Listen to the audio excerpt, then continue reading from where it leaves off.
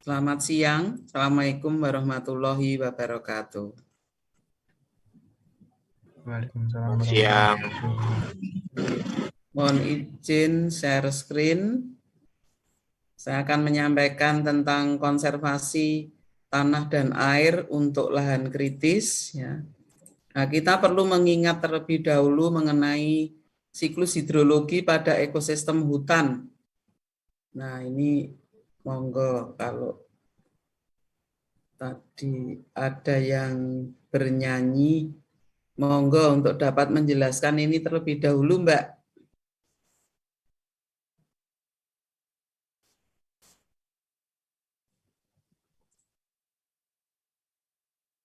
Silahkan. Siapa mau jenenge?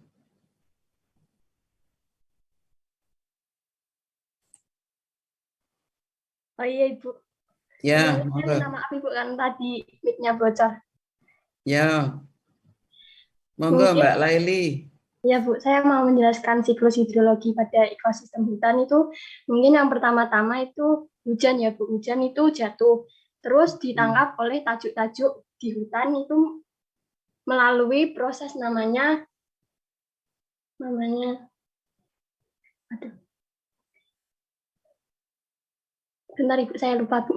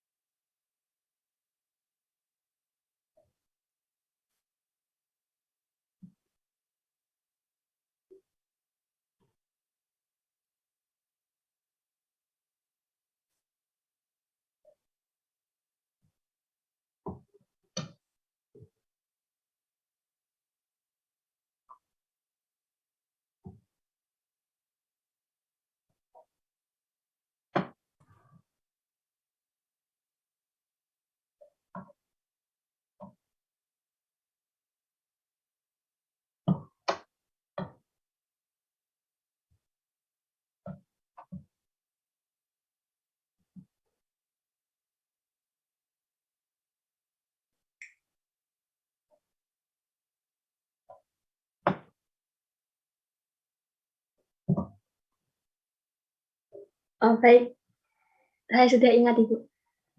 Jadi untuk siklus hidrologi pada ekosistem hutan itu pertama-tama hujan kan jatuh dari atas, terus ditangkap oleh tajuk-tajuk pohon atau kanopi pohon melalui proses intersepsi. Nah, proses intersepsi ini merupakan proses ditangkapnya air hujan oleh tajuk-tajuk pohon. Kemudian itu air jatuh melalui sela-sela dari tajuk pohon itu ataupun melalui batang dan daun itu jatuh ke bawah itu. Jadi jatuh ke bawah terus ada sebagian yang diinfiltrasi oleh tanah dan ada sebagian yang mengalir menjadi surface runoff. Nah, yang masuk dalam air atau infiltrasi ke tanah itu selanjutnya akan diteruskan melalui proses perlokasi. Seingat saya itu Ibu. Terus ada yang masuk ke dalam tanah? Yang masuk ke dalam tanah itu nantinya akan menjadi air tanah itu. Namanya apa prosesnya? Namanya infiltrasi sama perlokasi. Perlokasi atau perkolasi? Oh, perkolasi. Perkolasi. Ya. Terus yang menguap? Yang menguap itu, oh iya, ada yang menguap setelah ditangkap oleh tajuk-tajuk pohon itu. Sebagian juga ada yang menguap, biasa disebut dengan proses evapotranspirasi. Kalau yang melalui pohon? Kalau yang melalui pohon itu ada yang penguapan melalui pohon. Penguapan melalui pohon, evapotranspirasi. Yang melalui pohon itu transpirasi. Oh iya. Yang evaporasi itu yang melalui permukaan tanah, permukaan air, badan-badan air itu yang evaporasi. Gabungan keduanya namanya evapotranspirasi. Jadi transpirasi itu kalau penguapannya yang melalui vegetasi. Oke? Oke. Terima kasih Mbak Nur Laili ya, masih ingat ya kuliahnya. Iya Bu, terima kasih atas koreksinya juga Bu. Matur nuwun Mbak Laili. Panggilannya Laili atau Nur? Laili Bu. Laili, oh nggih. Ya. Terima kasih Mbak Leli. Baik, saya lanjutkan dengan tayangan berikutnya. Nah, ini mengenai peran hutan dalam pengendalian daya rusak air. Mbak Leli, coba pilih salah satu temanmu.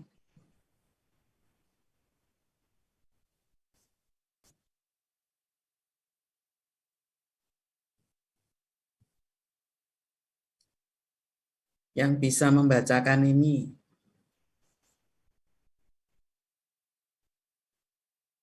Mungkin Amanda, Bu. Amanda, silakan Mbak Amanda.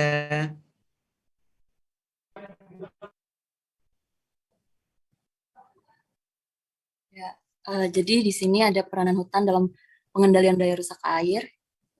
Yang pertama mungkin ada posisi geografis, tanah, dan geologi dan fisiografi. Ini mungkin dapat mempengaruhi tipologi hutan gitu. Terus tipologi hutan itu dibagi menjadi dua mungkin. Ini ada non-cloud forest sama cloud forest atau mossy forest. Ini perbedaan antara dua hutan ini. Yang pertama yang non-cloud forest itu evapotranspirasinya tinggi, terus non-cloud stripping. Lalu itu kapasitas infiltrasi tanah hutan tinggi, pasokan air ke recharge area sebagian besar dari curah hujan. Ini sebagai regulator air. Lalu kalau yang cloud forest atau mossy forest, cirinya evapotranspirasinya rendah, terus cloud stripping berperan sangat besar dalam pengisian air di recharge area. Pasokan air dari cloud stripping lebih besar daripada curah hujan. Lebih besar 20% pada musim kemarau dan lebih besar dari 100% pada musim penghujan. Kapasitas infiltrasi tanah tinggi, berperan sebagai regulator dan penghasil air. Lalu keduanya ini berperan untuk menurunkan potensi erosi dan sedimentasi, menurunkan potensi banjir dan kekeringan, dan meningkatkan tampungan air tanah. Ya. Kalau faktor-faktor yang berpengaruh terhadap pembentukan tanah apa saja?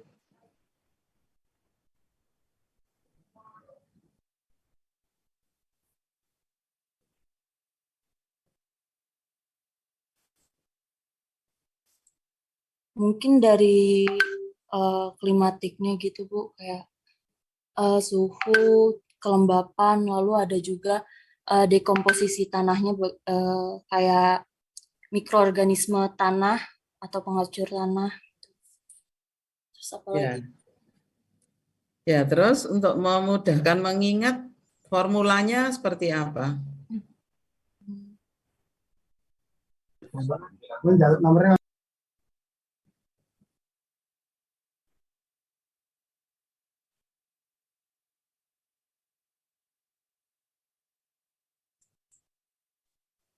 Kalau formulanya saya lupa Bu, tapi kayak ada bahan organik, mikroorganisme, relief, terus Mm-mm. bahan induk. Mm-mm. Oh, ini ada di komen dari Elmo. PCROT, PCROT, Hmm? parent material, terus ada climate, terus relief, organisme, sama topografi mungkin. Ya, jadi formulanya,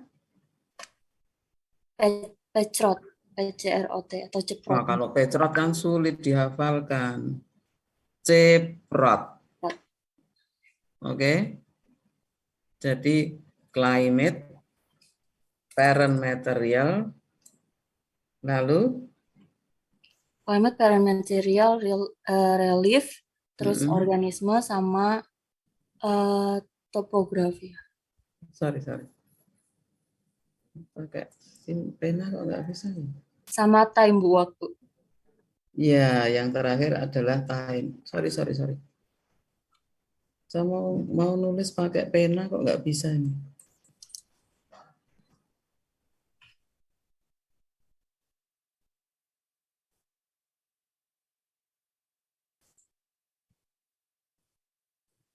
Ya, jadi formulanya untuk faktor-faktor yang berpengaruh terhadap pembentukan tanah itu adalah, kok pena saya nggak bisa dipakai ya?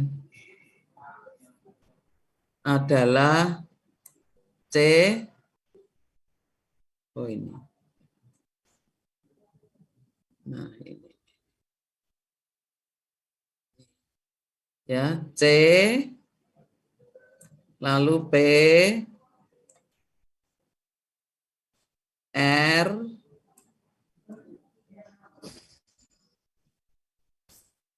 O, T. Nah, kalau saudara mengingat ini, maka saudara tidak akan pernah lupa. Ya, jadi pembentukan tanah itu dipengaruhi oleh faktor climate, C-nya itu climate, P-nya itu parent material atau bahan induk tanah, R-nya adalah relief, O-nya organism, ya. Lalu T-nya adalah time. Nah, dengan kita paham faktor-faktor ini, maka kita tahu bahwa tanah itu ada yang disebut sebagai tanah-tanah muda dan ada tanah-tanah tua.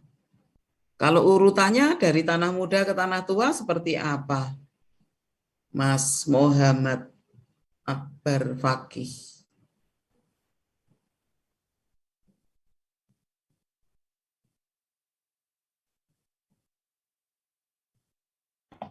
Gimana, Bu? Kalau ini kan tadi karena yang faktor T tadi sudah saya jelaskan. Penjelasannya bagaimana untuk faktor T ini?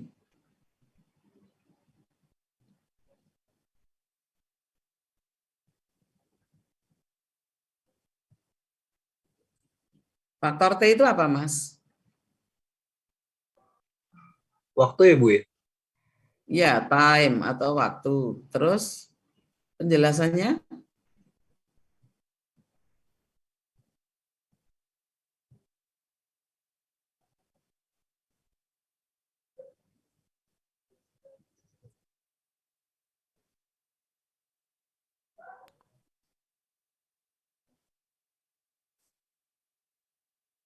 Bu, mungkin waktu ya, Bu ya? Mungkin semakin lama semakin gelap, Bu. Lama semakin gelap. Heeh. Oh iya, karena matahari sudah terbenam ya. Makin lama kan makin sore nih. Bu. Yang gelap apanya, Mas?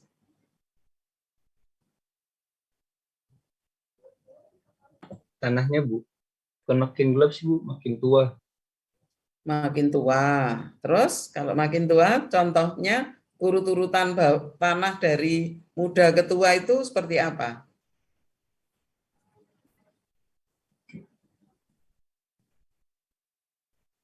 Tanah muda, contohnya apa? Tanah muda.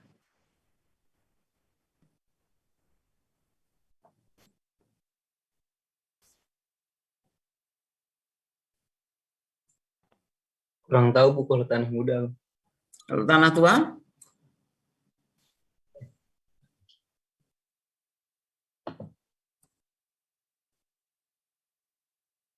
kalau tanah tua apa? Kalau muda tuh ini, Bu. Oke.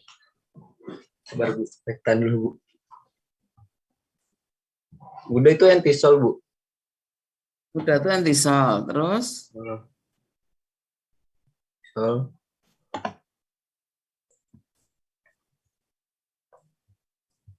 Nah, tuanya saya nggak tahu. Saya kurang tahu, Bu, yang tuanya. Titosol tuh. ya saudara hafal dulu baru saudara tahu.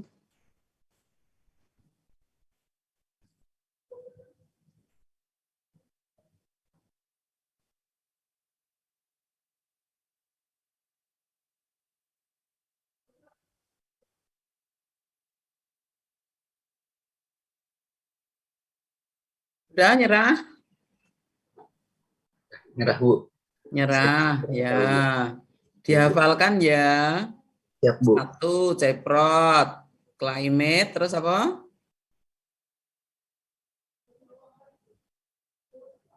P-nya apa?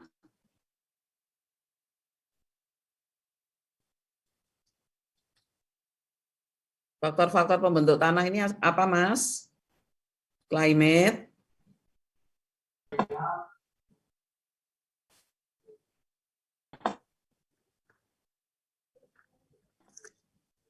terus iklim, relief, terusnya kemiringan tanah, terusnya bahan organik sama lu ini, tadi kemana tuh?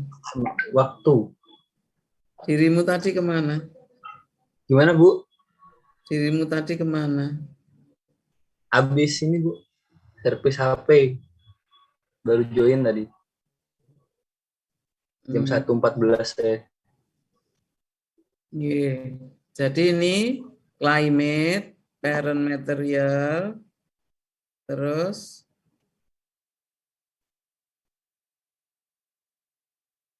Relief Bu, relief, organisme sama time. organism, lalu time. Waktu. Time ini waktu, ya. Sehingga ada tanah-tanah muda dan tanah tua. Urutannya dari yang muda ke tua, ya. Tolong ini dihafalkan. N in al ul ox. N itu entisol, innya apa? Inseptisol, alnya alfisol, ulnya ultisol, oxnya oksisol. Oke, entisol, inseptisol, alfisol, ultisol, dan oksisol. Untuk memudahkan disingkat menjadi N-in al-ul ox.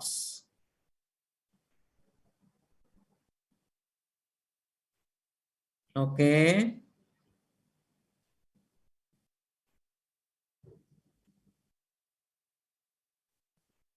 Ya. Baik, ini tadi sudah dijelaskan oleh teman saudara tentang peran hutan dalam pengendalian daur air. Ya, jadi hutan dapat berperan sebagai regulator air, ini untuk non-cloud forest. Kalau cloud forest itu selain sebagai regulator juga menjadi penghasil air. Nah, selanjutnya dengan perannya dalam meregulasikan atau mengatur air, maka hutan itu dapat berperan dalam menurunkan erosi dan sedimentasi, menurunkan banjir dan kekeringan, meningkatkan tampungan air tanah. Ya, itulah sebabnya kalau terjadi banjir, kekeringan, yang disalahkan karena hutannya yang rusak itu. Nah, oke. Selanjutnya mari kita lanjutkan. Kalau pensinya nggak ditutup, nggak mau ternyata.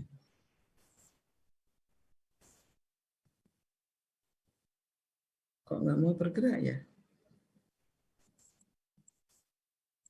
Ya, sekarang, oh gila menghapus dia ini.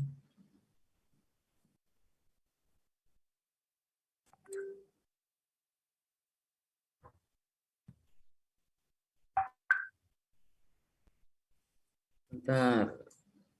Ini hapusnya mana? Eraser.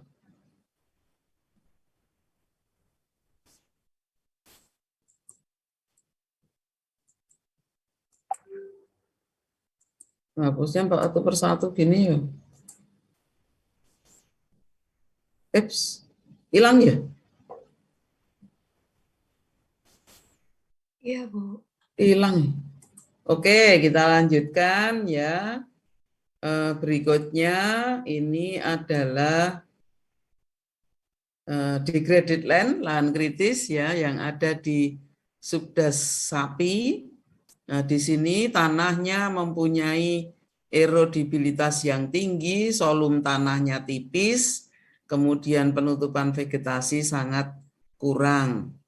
Ya, sehingga di sini untuk lahan seperti ini perlu dilakukan revegetasi ya, dan juga sekaligus perlakuan mekanik atau sipil teknis ini untuk menambahkan proteksi terhadap lahan, juga supaya lahan menjadi meningkat kemampuannya sebagai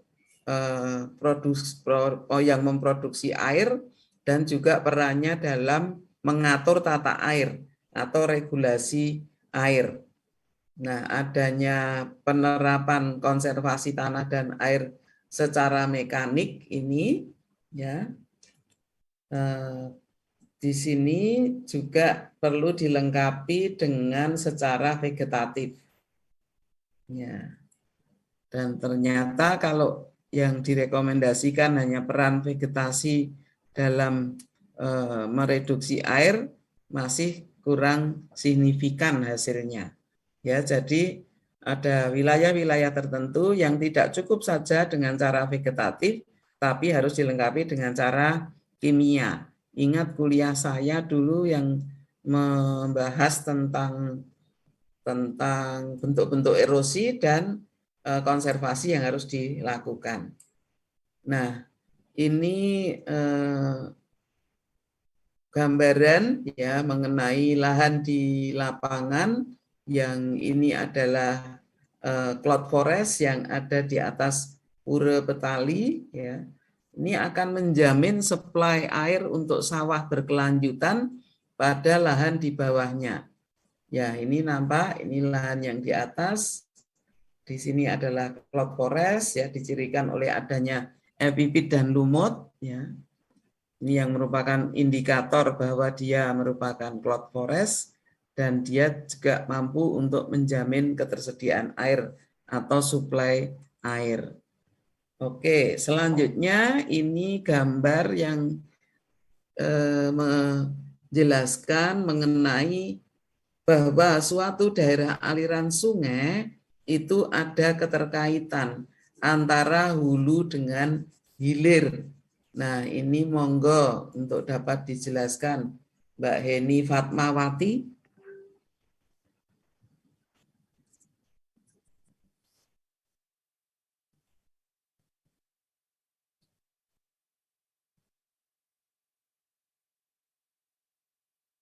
Mbak Heni Fatmawati.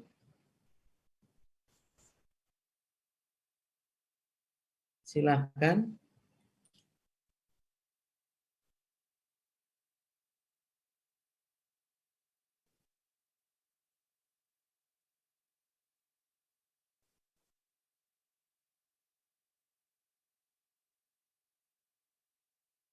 Monggo Mbak Heni.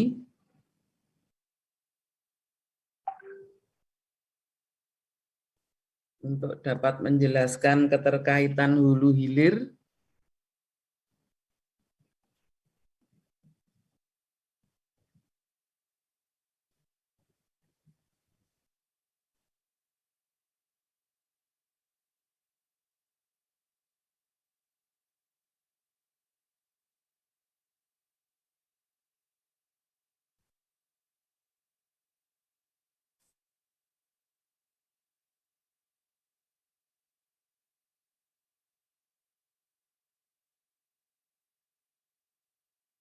Mbak Heni Fatmawati.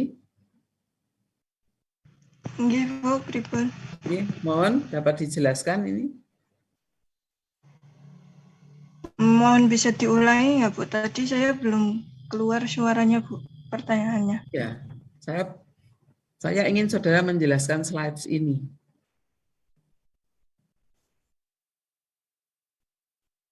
Oh, nggih, Bu.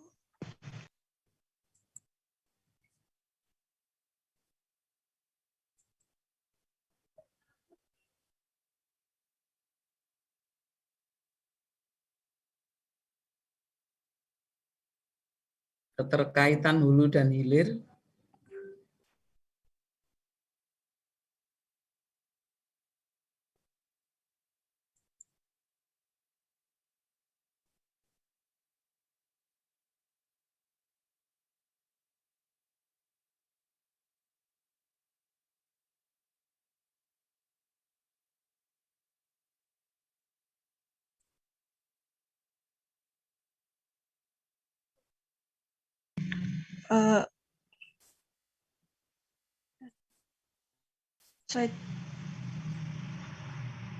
Kalau yang saya tangkap dari slide tersebut, ketika hulu rusak, maka di hilirnya juga akan ikut rusak, Bu.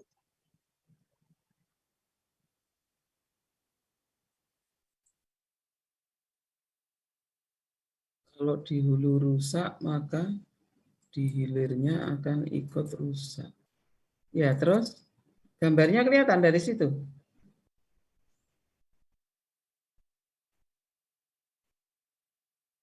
Di layar saya kok malah hilang ini.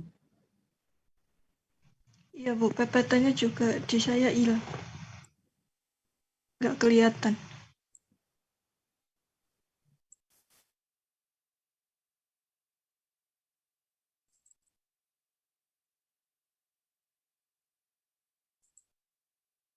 Bentar saya stop share dulu nggih. Sepertinya kok ada yang salah ini.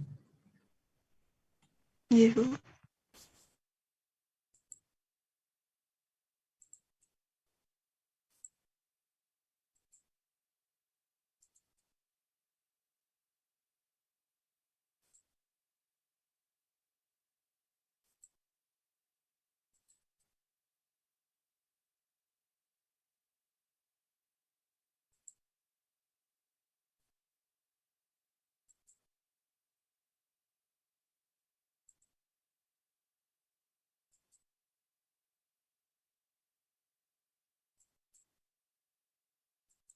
Mana nggih? Kok ora belum dibuka nggih? Gimana? Jelaskan sambil saya nyari ini. Jelaskan keterkaitan hulu dengan hilir das. Monggo. Bukan hanya kalau rusak di atas, rusak di bawah begitu.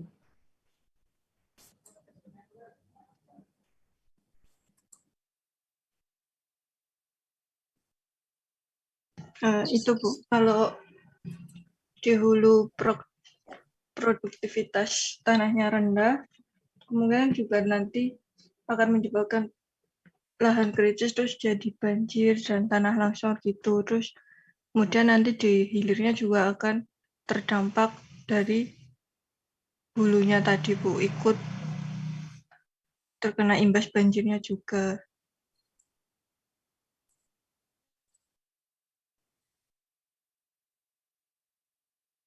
Ya, ini sudah nampakkah? Masih nampak? loading. Hah? Masih loading. Masih loading di saya. Oke. Yang lain? Ada yang gambarnya sudah kelihatan? Sudah terlihat, Ibu. Udah, Bu. Sudah? Nah, monggo dibantu Mbak Eni jelaskan keterkaitan hulu hilir ini.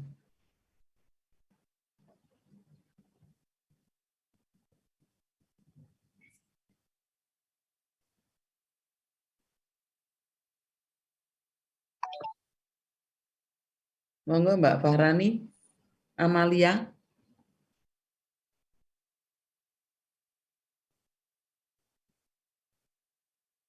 Atau Mbak Angelin, Rini. Iya, selamat siang, Bu. Di sini saya ingin membantu menjawab terkait keterkaitan antara hulu dengan hilir. Jadi antara hulu dengan hilir itu masih berkesinambungan. Hulu itu berada di tempat yang lebih tinggi atau lebih berbukit, dan yang hilir itu di tempat yang lebih rendah. Jadi air yang dialirkan dari hulu nanti itu air dari hulu nanti akan dialirkan ke bagian hilir. Jadi semisal di hulu itu terjadi kerusakan lahannya, semisal ada erosi di bagian hulu, maka sedimennya itu akan terendapkan di bagian hilir. Begitu juga ketika terjadi pencemaran air di bagian hulu, maka pencemaran air tersebut juga akan dialirkan ke bagian hilir gitu, Bu. Oke, kemudian kalau on-site dan off-site-nya seperti apa? Kalau on-site-nya di situ nanti akan terjadi penurunan produktivitas lahan, terus terjadi bencana lingkungan seperti banjir dan longsor. Jadi kenapa dia mengalami penurunan produktivitas? Karena tanahnya yang memiliki banyak kandungan bahan organik itu teralirkan oleh aliran permukaan gitu Bu, menuju ke daerah yang lebih rendah. Jadi tuh di bagian hulu itu akan terjadi penurunan produktivitas karena itu tadi bahan organik ataupun banyak unsur haranya itu dialirkan ke bagian hilir. Terus kenapa terjadi bencana longsor atau banjir itu apa ya? Ini mungkin bisa dikaitkan sama ini sih Bu, kurangnya vegetasi yang dapat menyerap atau menyerap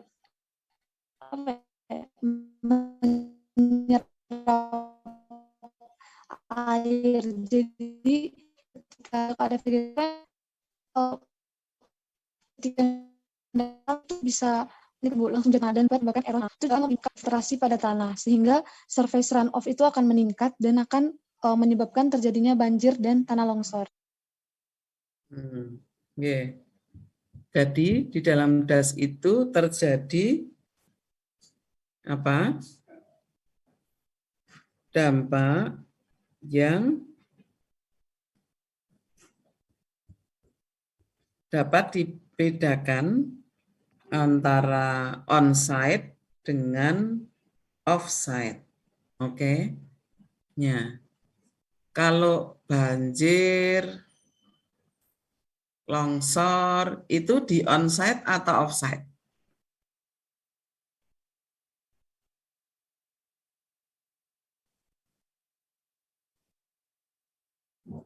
Banjir itu di on-site atau off-site?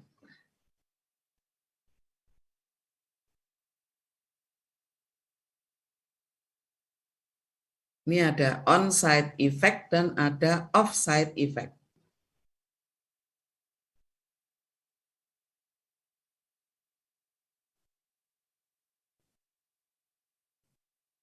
Banjir itu di tempat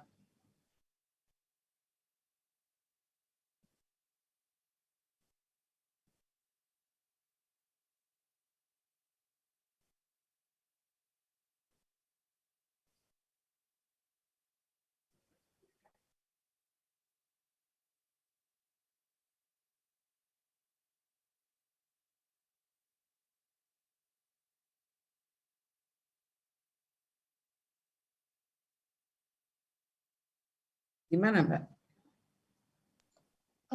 Kalau setangkap saya itu banjir dan tanah longsor itu bisa terjadi di keduanya Bu, baik itu di onsite maupun di offsite-nya.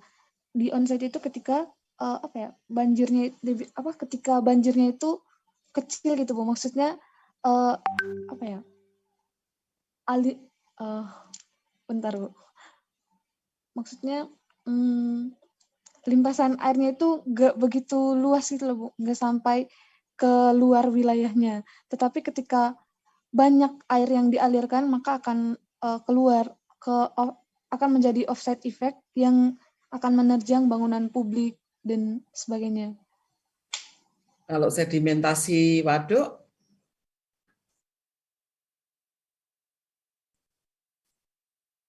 itu on-site atau off-site?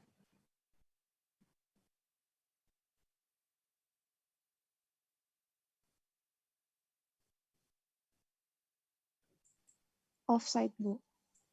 Offsite ya, berarti saudara paham ya bedanya on-site dengan off-site. Oke, terima kasih. Selanjutnya saudara milih siapa Mbak temanmu yang bisa diminta untuk menjelaskan bagan ini?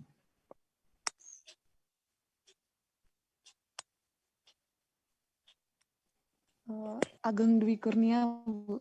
Ya, silakan Mas Agung Dwi Kurnia.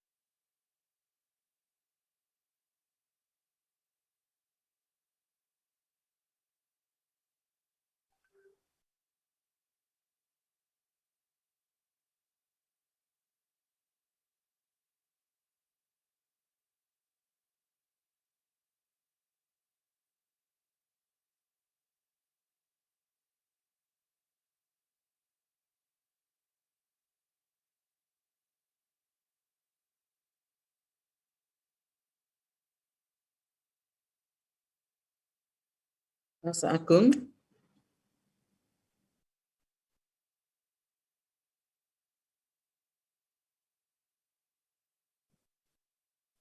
Nggak ada itu, Mbak? Mungkin bisa dibantu oleh Akmaluddin Taufan, Bu. Oh, nggih. Mas Akmaluddin? Halo, tes Ibu, suara saya masuk.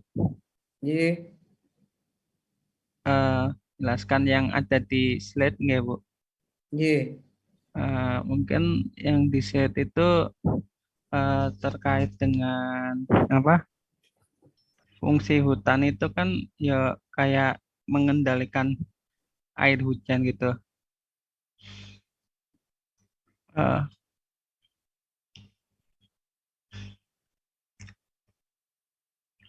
Terus? Jadi kalau apa? Hutan kan mengendalikan air hujan. Misal apa? Di dalam hutan tersebut ekosistemnya bagus, maka fungsi hutan untuk menahan daya rusak air itu makin bagus. Jadinya kayak kejadian kayak banjir itu dapat teratasi. Mungkin seperti itu sih maksud di slide ini. Terus berikutnya? Contohnya? Contohnya itu kayak seperti yang di slide ini, eh, misal eh, banjir Ya. di Das Batari pada tahun 1950 itu eh, lebih besar, berarti lebih parah kondisinya, tapi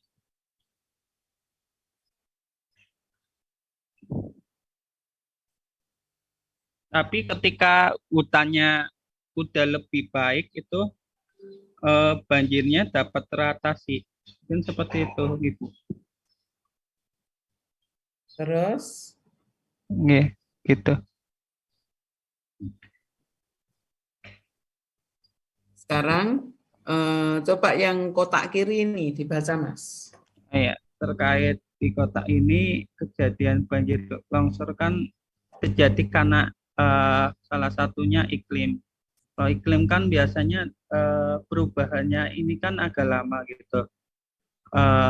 Pengaruhnya misal pada banjir di Jakarta itu mencapai 380 meter curah hujannya milimeter selama 3 hari, sehingga ya kalau kita samakan dengan daerah lain itu curah hujan itu setara dengan sebulan dalam keadaan normal. Nah, makanya di sana itu banjir. Terus sedangkan banjir di kota satunya itu diawali dengan curah hujan eh, yang lebih rendah sekitar 120 mm. Tapi waktunya itu 30 jam. Jadi itu karena lebih arah ke iklimnya, Ibu. Jadi pengaruhnya lebih ke iklim yang kanan. Kalau yang ke kiri mungkin lebih ke fungsi hutannya. Mungkin kalau dari saya gitu sih. Sekarang, baik, terima kasih. Sekarang kalau hujan melebat, hujan lebat atau hujan dengan intensitas tinggi ya, itu berpotensi untuk menimbulkan banjir ya. Nah, itu penjelasannya seperti apa itu? Kalau misalnya di Wanagama itu posisinya tidak di lowland, dia di upland. Ya, tapi 2 atau 3 tahun yang lalu itu di situ terjadi bencana banjir. Penyebabnya adalah intensitas hujan yang cukup tinggi. Nah, sekarang kalau saya mohon dijelaskan bagaimana banjir di Wanagama itu bisa terjadi? Begitu penjelasannya seperti apa? Mau dijelaskan sendiri atau minta tolong temannya? Mas Mungkin Ahmad. izin menjawab sependapat saya dulu. Nanti Ye, mungkin bisa ditambahkan teman saya yang lain. Kan ye. terkait misal di Wanagama kan misal kondisinya Wanagama di daerah atas nih, dataran tinggi. Gimana Ibu tadi? Eh, Upland. ya, nah, mungkin ketika biasanya kan kalau di upland itu biasanya bakal menopang fungsinya ya. Mungkin kayak tanaman di Wanagama itu bisa ya berfungsi untuk apa ya, mencegah longsor. Terus mungkin dari apa namanya, intensitas hujan yang tinggi menyebabkan terjadinya banjir. Nah, di Wanagama kan ekosistemnya misal sudah terbentuk itu. Terus di sana bisa menyerap itu mungkin dari tacuknya itu bisa menahan energi apa curah hujannya, terus dari kondisi permukaan, aliran permukaannya juga dapat berjalan baik sehingga yo dapat mengurangi. Tapi mungkin karena curah hujannya tinggi itu eh, tetap banjir tapi tidak signifikan. Mungkin seperti itu. Mungkin buat tambahan bisa dijelaskan oleh teman saya yang tadi, bagaimana Ibu? Ye, Angelina monggo Rini. ditambahkan. Terima kasih Taufan. Baik Bu, Mm-mm. izin menambahkan. Ye, Jadi kenapa kenapa hujan yang deras itu bisa menyebabkan banjir? Karena kan kita tahu sendiri kalau hujan itu akan turun dengan kekuatannya atau dengan energi potensial dan energi kinetik gitu kan Bu. Terus ketika di tanah itu tidak ditumbuhi oleh vegetasi, maka hujan itu akan jatuh langsung ke tanah, jatuh dengan deras dan akan merusak pori-pori akan merusak pori tanah gitu kan Bu. Sehingga ketika pori tanah itu rusak, akan sedikit tanah yang terinfiltrasi dan akan meningkatkan aliran permukaan, sehingga aliran permukaan yang banyak itu tadi itu akan menjadi sumber banjir di daerah yang lebih rendah gitu Bu. ye. Tidak dapat terinfiltrasi karena apa? Karena tadi kekuatan hujannya besar kan Bu, sehingga Mm-mm. merusak pori. Jadi tanah itu tidak memiliki kemampuan untuk menginfiltrasi karena pori tanahnya sudah rusak. Sebetulnya kalau intensitas hujan itu tinggi, ya, maka banyaknya hujan yang jatuh itu melebihi kemampuan tanah untuk menginfiltrasikan air atau melebihi kapasitas infiltrasi, ya, sehingga air mayoritas akan menjadi aliran permukaan yang kalau itu mengumpul berpotensi untuk menimbulkan banjir. Begitu. Terima Jelas? kasih Bu. Ye. Jelas ye? Jelas Bu.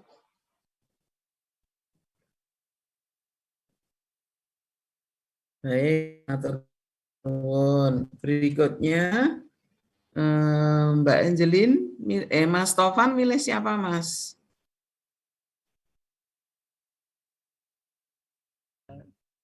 Bentar Bu, saya lihat yang ada di sini.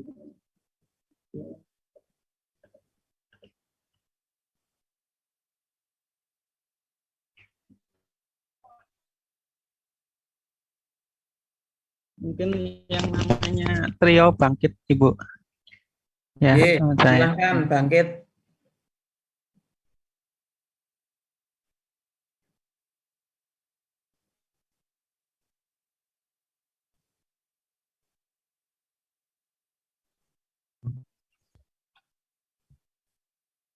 apakah suara saya sudah terdengar? Ye. Oke, mungkin aku jelasin untuk slide yang ini, Bu. Terkait dengan peran hutan dalam mencegah banjir longsor itu kan tadi seperti yang awal itu ada proses tutupan lahan yang rapat itu bisa perkecil potensi erosi. Nah, jadi kan nanti tajuk yang rapat itu ada proses intersepsi. Intersepsi itu kan nanti mengurangi daya energi kinetik yang langsung dari air hujan itu ke tanah itu kan dikurangi sehingga erosi percik atau erosi lembar itu tereduksi gitu kan. Jadi semakin terminimalisasi sehingga tidak merusak kualitas tanah tersebut. Kalau selanjutnya itu kemampuan transpirasi hutan yang tinggi mampu mengurangi tingkat kejenuhan tanah serta tekanan air terhadap pori tanah. Kemudian akar tunggar yang dalam pada spesies tertentu mampu memegang partikel tanah sehingga energi kinetik gerakan massa dapat dikurangi. Gitu. Jadi kesimpulannya? Ya, kesimpulannya ketika dari tutupan hutan yang rapat itu bisa memperkecil daya erosi karena energi kinetik dari air hujan itu tertahan langsung oleh intersepsi dari tajuk-tajuk yang bervariasi tersebut. Sehingga energi kinetik itu ya. Sudah itu saja?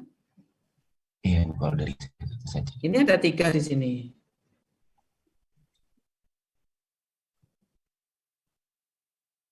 Yang pertama intersepsi, terus yang kedua? Yang kedua ini transpirasi hutan ini mengapa ini juga menjadi membantu untuk tidak terjadinya banjir dan lain sebagainya tadi? Karena apa? Karena sebagian air yang ada di dalam tanah itu teruapkan sehingga di dalam tanah menjadi tersedia ruang untuk masuknya air. Lalu akar tunggang ini ya, akar ini berperan ya untuk memperbaiki karakteristik tanah dan juga meningkatkan kemampuan tanah untuk menginfiltrasikan air, ya kan? Oke. Baik, kita lanjutkan.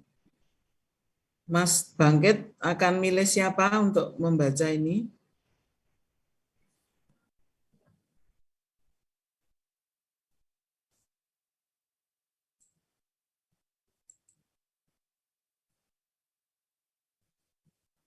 Milih temannya siapa, Mas? Mas Imron, Bu. Monggo, Mas Imron.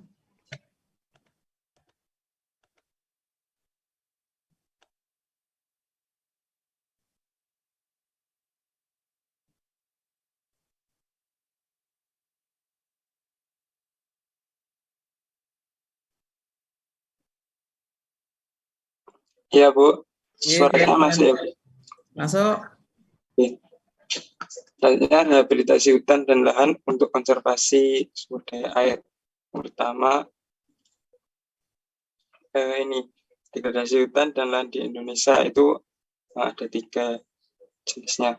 Pertama, luasannya itu laju deforestasi mencapai 1 juta hektar per tahun. Terus hutan rusaknya seluas 36 juta hektar. Lahan kritis di luar kawasan sebesar 21 juta hektar. Kemudian terus ada juga upaya untuk merevegetasi merupakan upaya yang paling efektif terkait dengan kapasitas infiltrasi lantai hutan dan non-hutan. Ada juga upaya yang terkait upaya sipil teknisnya bersifat shock terapi.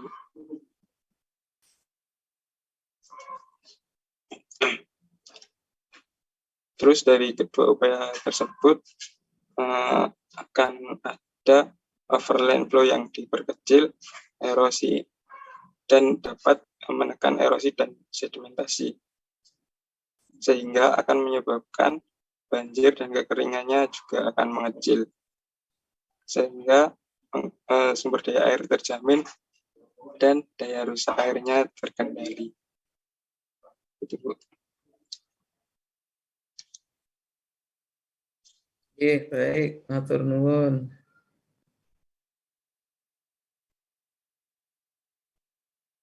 Baik, matur nuwun. Selanjutnya ini kita masuk ke metode vegetatif. Mas Imron milih siapa, Mas? Sebentar, Bu. Kita pilih dulu.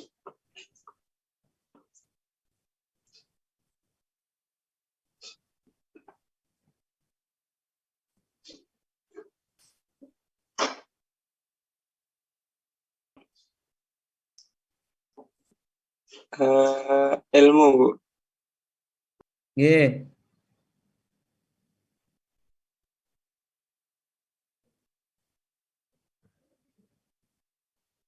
Ibu, suara saya terdengar? Terdengar. Oke. Dari apa? Aspek metode vegetatif itu sebenarnya usaha dari metode vegetatif ini beda dengan metode-metode lainnya, seperti mekanis atau kimiawi atau mekanis. Oke. Dari metode vegetatif itu aspek-aspek yang ditonjolkan itu ya memperbaiki struktur dan kesuburan tanah. Selebihnya sama seperti metode yang lain, seperti melindungi tanah terhadap daya rusak butir-butir hujan, terus melindungi tanah terhadap daya rusak aliran air permukaan, dan memperbaiki kapasitas infiltrasi tanah. Adapun caranya dari metode vegetatif itu ya seperti penanaman tanaman penutup tanah, terus penanaman rumput, ada penanaman menurut kontur, ya bisa dibilang sabuk gunung, terus penanaman sistem jalur atau strip, terus rotasi tanaman, dan penggunaan sisa-sisa sersa tanaman itu. Oke, baik. Oke, ya ini kelanjutan dari penjelasan tadi. Ini pohon sebagai pengatur tata air. Jadi perannya tidak hanya tajuknya saja ya, tapi juga batangnya ini berperan dalam proses stem flow, yaitu aliran air hujan yang mengalir ke bawah melalui batang. Lalu ada through fall, ada intersepsi ya. Through fall itu yang air hujan yang jatuh melalui sela-sela tajuk. Intersepsi itu bagian hujan yang tertahan oleh tajuk, dan juga vegetasi ini berperan di dalam menguapkan air melalui transpirasi. Kemudian yang penguapan melalui permukaan tanah ini evaporasi. Gabungan keduanya adalah evapotranspirasi. Nah, begitu air sampai ke tanah ya, maka sebagian air ini akan masuk ke dalam tanah melalui proses infiltrasi. Infiltrasi pada lapisan tanah yang lebih dalam disebut sebagai perkolasi. Lalu air yang berada di permukaan akan mengalir ya sebagai runoff atau aliran permukaan ya. Dan dia tentu saja akan tertahan atau tertangkap bila sampai pada wilayah yang lebih rendah, misalnya pada cekungan, ya cekungan, sungai, danau, badan-badan air, ya kolam dan lain sebagainya. Nah, juga waduk, ya sehingga disitulah terjadi proses sedimentasi. Baik, ini ya ada sedimen juga yang tertahan di pada bagian atas dari pohon. Kalau ini lerengnya dari atas ke bawah ya, dari kiri ke kanan ini adalah lereng, maka pada cekungan seperti yang ada di antara banir-banir pohon ini juga bisa menjadi tempat untuk tertahannya sedimen. Baik, kemudian saya lanjutkan. Monggo Mas. Siapa tadi? Elmo untuk memilih temannya siapa? Mas Andi, ya monggo silahkan Mas. Mumpung on. Andi Nurwafa, silahkan untuk dibaca. Baik Bu, untuk tanaman penutup tanah itu ada tanaman penutup tanah rendah, tanaman penutup tanah sedang, dan tanaman penutup tinggi. Untuk tanaman penutup tanah rendah sendiri ada Calopogonium ceruleum atau kalopo, Calopogonium muconoides atau kacang asu, Calopogonium pubescens atau sentro, Peuraria javanica atau kuzu, kacang ruji, Peuraria thunbergiana atau kuzu, Peuraria peloides atau tropical kuzu. Dan untuk tanaman penutup tanah sedang atau perdu itu terdiri dari Clotalaria juneka atau orok-orok, Acacia villosa atau lamtoro merah, Leucana glauca atau lamtoro biasa, Sesbania grandiflora atau turi, Teposia candida atau teprosia, Flemingia congesta atau hahapaan, dan untuk yang terakhir tanaman penutup tinggi ada kayu-kayuan dan MPTS. Oke, terima kasih. Kemudian silakan dilanjut Mbak.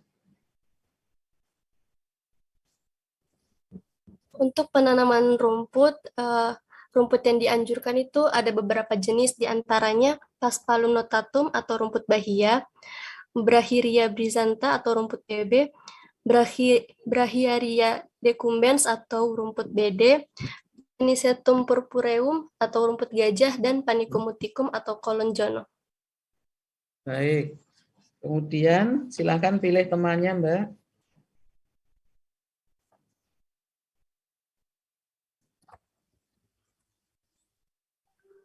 Mungkin Afif Ridwan, Bu. Ya, silakan Mas Afif. Baik, Bu. Terima kasih atas waktunya. Berikutnya, metode sipil teknis. Nah, fungsi dari metode ini pada bangunan konservasi tanah dan air itu dapat yang pertama menurunkan jumlah airan permukaan, yang kedua meningkatkan jumlah air tersimpan, yang ketiga, mohon maaf kurang terbaca, yang keempat mengurangi erosi dan sedimentasi, yang kelima mengurangi penurunan tanah, dan yang keenam mengurangi pencemaran air dan tanah.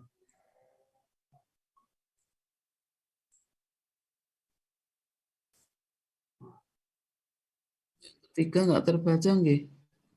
Iya, tidak terbaca, Bu. Tumpuk ini. Pembuatan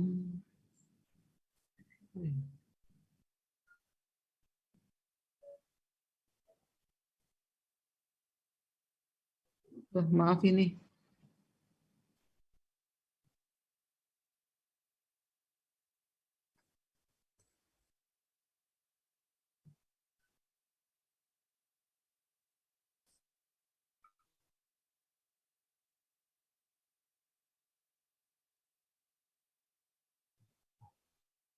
Ya, hurufnya tumpuk ya, Mas.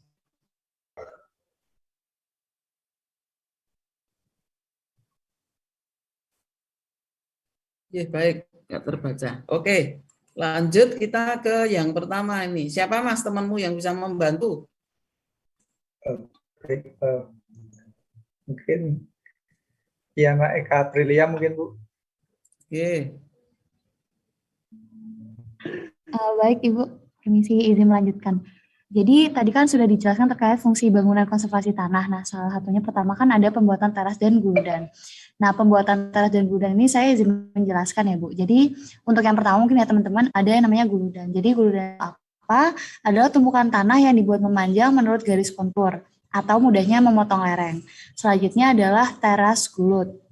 Nah, teras gulut ini itu adalah guludan tapi yang dilengkapi dengan saluran atau bisa disebut dengan guludan bersaluran.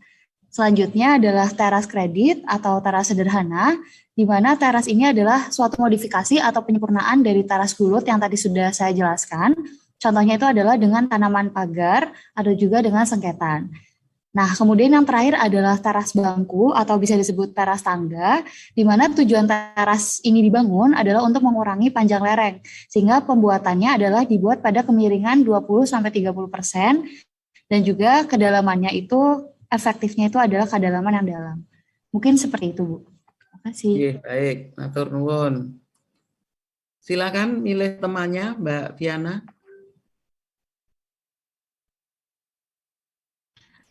Oke, mungkin selanjutnya saya mau panggil Haryo Anas, Ibu.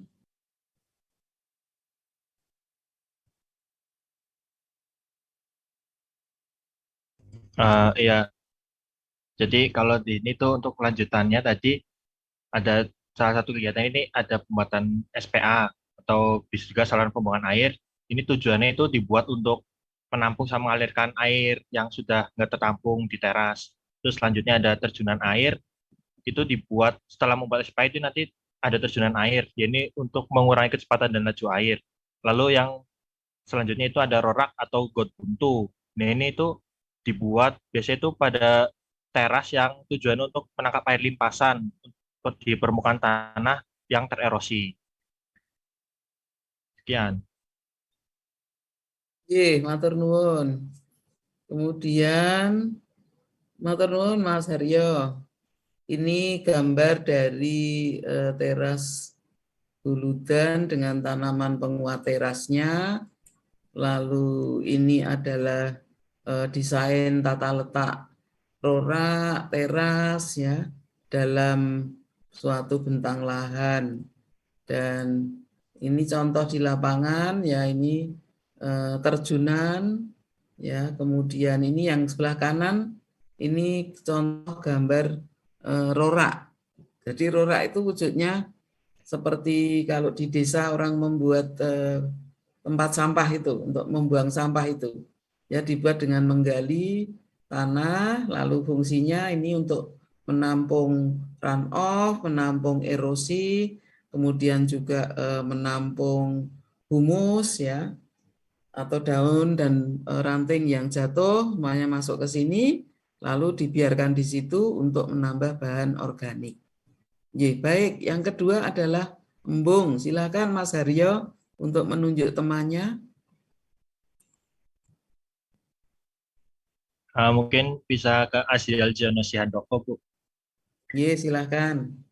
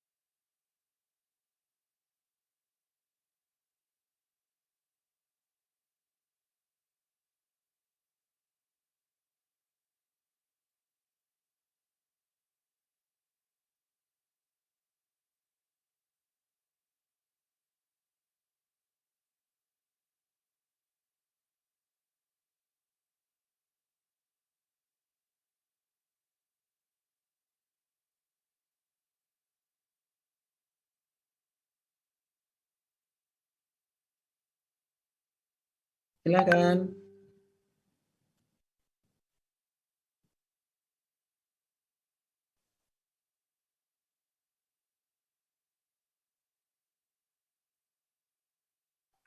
Nggak ada tuh Mas temennya, nggak ada suaranya.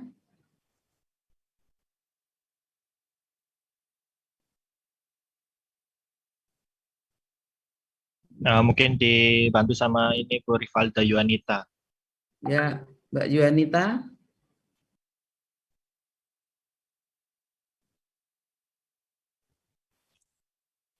Baiklah, apakah suara saya terdengar, Bu? Selanjutnya yaitu embung. Embung itu merupakan bangunan penampung air berbentuk kolam yang memiliki fungsi untuk menampung air hujan atau air limpasan atau air rembesan pada lahan tak ada hujan yang berguna sebagai sumber air untuk memenuhi kebutuhan pada musim kemarau. Tujuan dari dibangunnya embung sendiri itu pertama, dapat menampung dan mengendalikan air pada kolam penampung. Kemudian yang kedua yaitu sebagai cadangan persediaan air untuk berbagai kebutuhan pada musim kemarau. Oke, terima kasih ya. Jadi embung ini merupakan salah satu bentuk water harvest atau panen air. Ya, dalam perkembangannya embung kemudian juga banyak dimanfaatkan untuk wisata.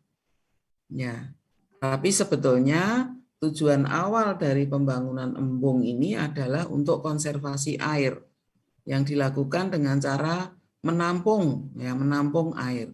Nah, kelebihan dan kekurangan dari metode water harvest ini dulu dalam kuliah KTA sudah pernah saya sampaikan, ya. Silakan nanti dibuka lagi catatannya. Gambaran embung di lapangan itu seperti ini sketsanya, ini pembuatannya, lalu di bawah ini contoh embung yang telah selesai dibuat, ya, yang kemudian dimanfaatkan untuk wisata. Ya, meskipun embung seperti yang ada di Langgran itu bukan contoh embung yang baik, karena fungsi dari embung itu awalnya adalah untuk menampung aliran permukaan. Sementara embung yang ada di Langgran itu dia berada di puncak bukit, sehingga bukan menampung aliran permukaan, tetapi menampung hujan. Nah, memang tujuannya dia menampung hujan, kemudian airnya itu dimanfaatkan untuk mengairi tegalan yang di situ ditanam pohon-pohon buah-buahan yang memang dia menggunakan gaya gravitasi untuk menyirami tanaman yang ada. Baik, kita lanjutkan dengan yang ketiga, yaitu sumur resapan. Milih siapa, Mbak?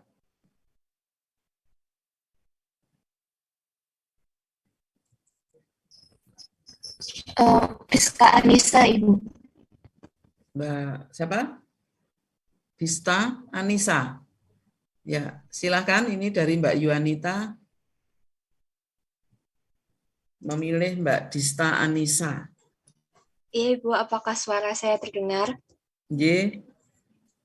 Jadi yang selanjutnya itu ada sumur resapan air atau SRA. Nah, sumur resapan air ini merupakan bangunan penampung air yang bentuknya itu seperti sumur yang berfungsi untuk menampung air hujan atau air limpasan atau disebut juga sebagai air rembesan pada suatu lahan yang tak ada hujan dan berguna sebagai sumber air untuk memenuhi kebutuhan di musim kemarau. Nah, tujuan dari pembangunan sumur resapan air ini adalah untuk mengurangi aliran permukaan dan juga untuk meningkatkan air tanah sebagai upaya untuk mengembalikan kembali atau mengoptimalkan kembali fungsi kerja setiap komponen sistem tata air pada daerah aliran sungai sesuai dengan kapasitasnya. Baik, matur nuwun. Ini contoh, ini sketsa sumur resapan. Ya, kemudian ini pembuatannya, ya, seperti ini wujudnya. Nah, letaknya ini, ya, misalnya ini di halaman rumah, ini untuk menampung air hujan, ya. Ini kalau di Fakultas Kehutanan juga kita membuat di beberapa tempat supaya aliran permukaan yang masuk ke halaman Fakultas Kehutanan dapat kita simpan, ya, kita masukkan ke dalam SRA ini. Untuk titik-titik yang dipilih untuk penempatan SRA adalah tempat yang biasanya pada saat hujan itu di situ terbentuk genangan. Nah, dengan demikian kalau terjadi hujan di sini air akan langsung masuk, ya, ke dalam sumur resapan ini. Baik, kemudian yang keempat adalah lubang resapan biopori. Monggo Mbak Anissa, mau milih siapa, Mbak? Mungkin mau Alimah Nugraini, Bu. Ya, silakan Mbak Nugraini. Oke, sebelumnya terima kasih atas kesempatannya. Saya ingin melanjutkan bangunan teknis konservasi tanah. Yang keempat itu ada lubang resapan biopori atau LRB. Merupakan sebuah teknologi tepat guna dan ramah lingkungan, serta memanfaatkan perang aktivitas guna tanah dan akar tanaman, serta untuk mengatasi bahaya atau dampak yang ditimbulkan dari genangan air. Nah, tujuan dari adanya lubang resapan biopori atau LRB ini yang pertama tuh untuk mengurangi bencana banjir, dan yang kedua tuh untuk mengubah sampah organik menjadi kompos. Baik, matur nuwun. Ini contoh lubang resapan biopori, ya ini sketsanya, kemudian ini contoh yang dibuat di halaman, ya halaman rumah, halaman perkantoran, itu bisa dilengkapi dengan lubang biopori ini. UGM itu memasang ratusan, mungkin sekarang sudah ribuan ini. Yang kedua tahun yang lalu itu pemasangannya yang di halaman gedung pusat dan juga di asrama mahasiswa itu dilakukan oleh mahasiswa KKN. Nah, dan yang kelima yaitu pengendali jurang. Monggo Mbak Aima mau milih siapa? Saya milih Nabila Anggita, Bu. Monggo Mbak Nabila.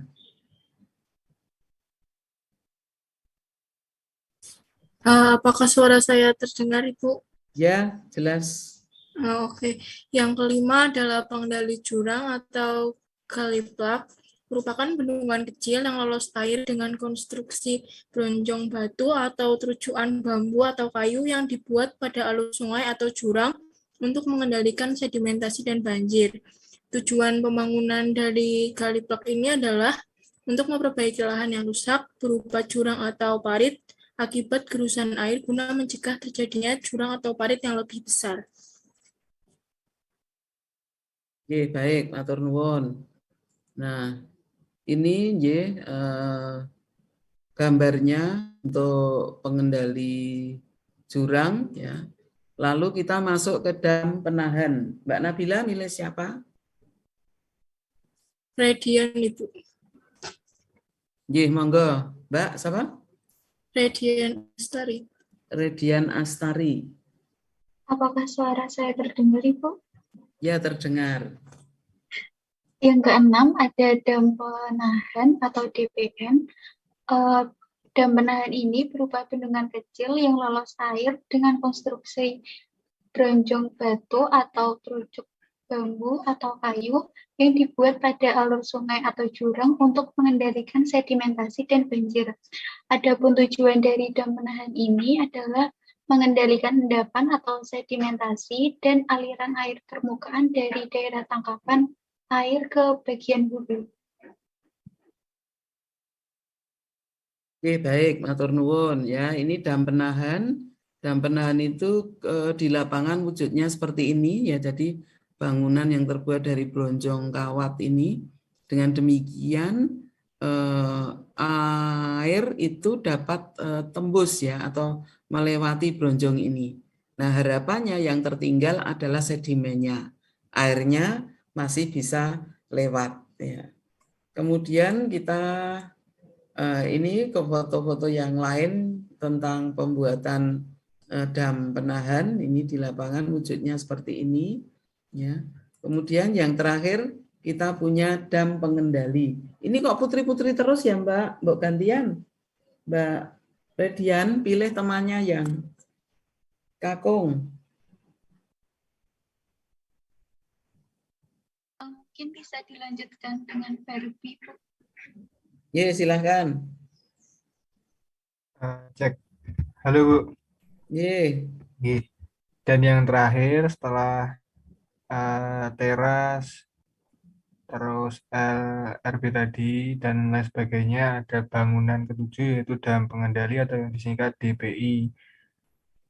DPI merupakan bendungan kecil yang dapat menampung air dengan konstruksi lapisan kedap air atau spesi batu, urukan tanah homogen, bronjong batu untuk tujuan pengendalian erosi, sedimentasi, banjir, dan irigasi, serta air minum yang dibuat pada alur sungai dengan tinggi maksimum kurang lebih 8 meter. Di bawah ini adalah beberapa persyaratan teknis, pemilihan lokasi DPI. Yang pertama, LMU prioritas 1 dan 2 atau dalam RP, rehabilitasi hutan lingkungan, terus dengan luas DTA itu daerah tangkapan air kalau nggak salah, Ya. 50 hingga 250 hektar. Yang ketiga, kemiringan rata-rata daerah tangkapan sebesar 15 sampai 35%. Yang keempat, kemiringan alur sungai kurang dari 10%. Selanjutnya prioritas pengamanan bangunan vital, dan yang terakhir diutamakan pada ordo sungai 1 sampai dengan 3. Sekian, Bu. Nggih, matur nuwun. Baik. Nah, ini gambaran dam pengendali ya. Bedanya dengan dam penahan, kalau dam pengendali ini bangunannya tidak lolos air. Ya, sehingga dam pengendali seringkali dilengkapi dengan pintu-pintu air. Nah, pada saat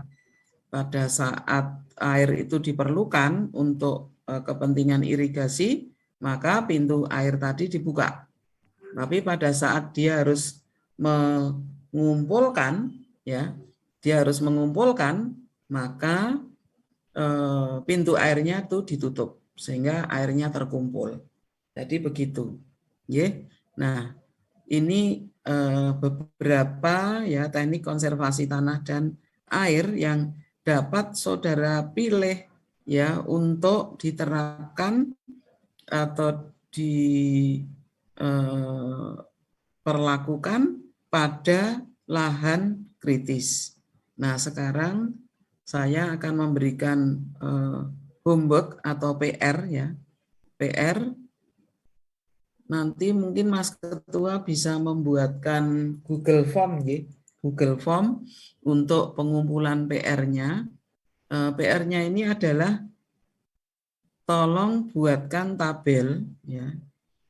Tabel yang dapat menjelaskan ya kondisi lahan seperti ini, maka teknik KTA-nya seperti ini gitu.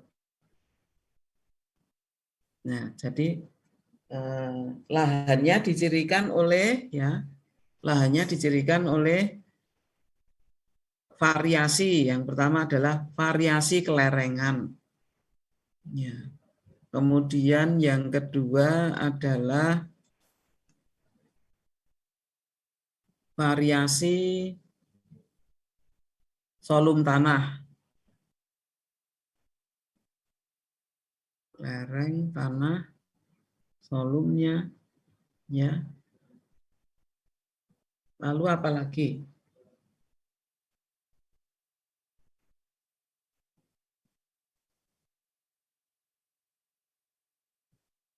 Dua itu saja atau tambah?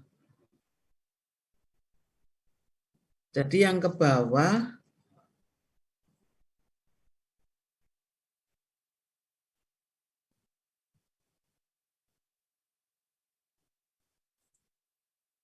ya. Jadi seperti ini ya. Tabelnya itu yang di sini adalah teknik KTA-nya.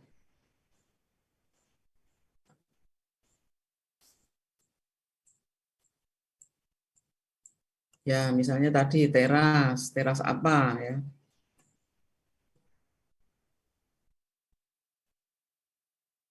Nah, teras ini di sini yang ke kanan adalah variasi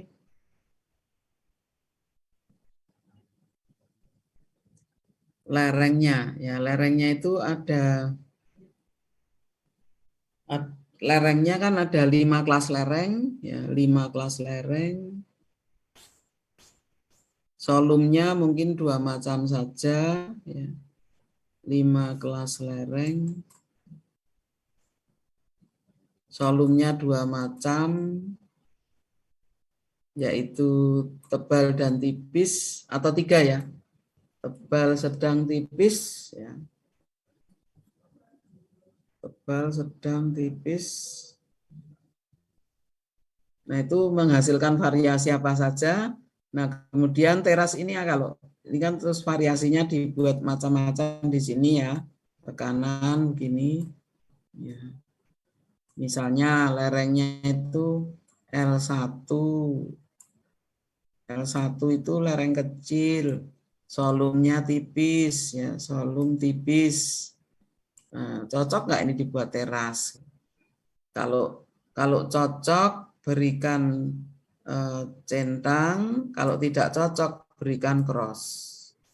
Ya, ke kanan ini variasi yang terbentuk dari kombinasi tadi, kombinasi lereng, solum, curah hujan.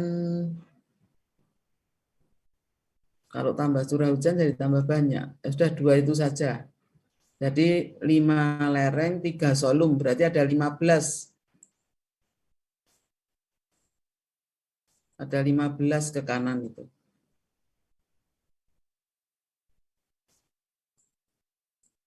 Ada 15 kolom ke kanan, ya. Lalu KTA-nya tadi ada macam-macam tadi ya. Ada teras, ada embung,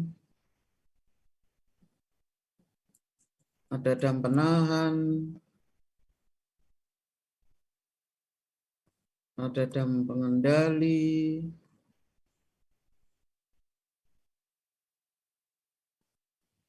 terus tadi macam-macam itu. Silahkan diisikan di sini KTA-nya. Yang ke kanan adalah variasi dari land unitnya. Land unitnya. Oke. Ya, nanti dikumpulkan lewat Google Form-nya Pak Ketua saja. Pak atau Mbak Ketua. Permisi Bu Amber, izin bertanya. Iya. Ini untuk deadline-nya kapan ya, Bu? Seminggu, Mbak. 1 minggu. 1 minggu. Iya. Kemudian izin memastikan lagi untuk mengenai tugasnya, Bu. Iya. Berarti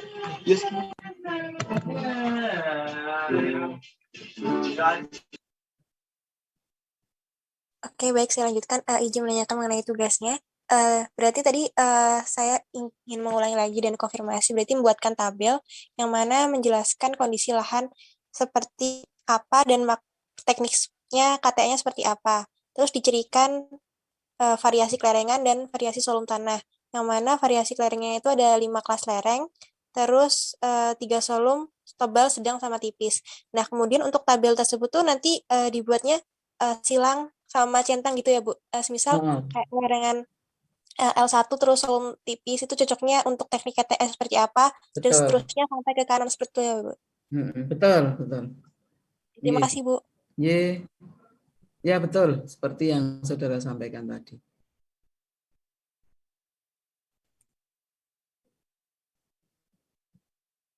Oke, ada pertanyaan lain? Ya, kalau tidak ada, silakan sisa waktunya digunakan untuk mengerjakan. Masih mau berdiskusi pakai Zoom ini atau saya tutup, saya manut?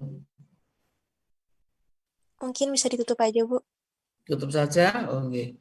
Baik, terima kasih. Saya cukupkan sampai di sini. Materi ini sudah saya unggah di Simaster di e-learning Simaster, silahkan untuk diunduh dari sana. Terima kasih, selamat sore. Assalamualaikum warahmatullahi wabarakatuh. Terima kasih, Bu. Waalaikumsalam warahmatullahi wabarakatuh. Terima kasih, Bu.